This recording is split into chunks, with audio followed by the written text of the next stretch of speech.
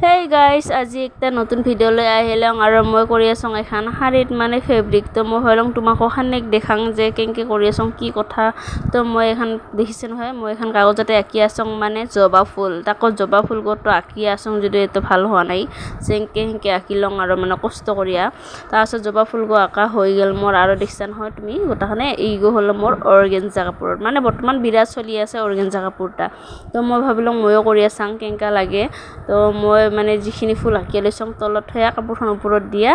মানে মই আঁকি আছং যিহে পিছিলিয়া যায় আৰু এখন হাতেৰে মোবাইল ধৰছং এখন হাতেৰে ফুল আঁকি আছং মই ভাবিলং তোমাক খানিক দেখাং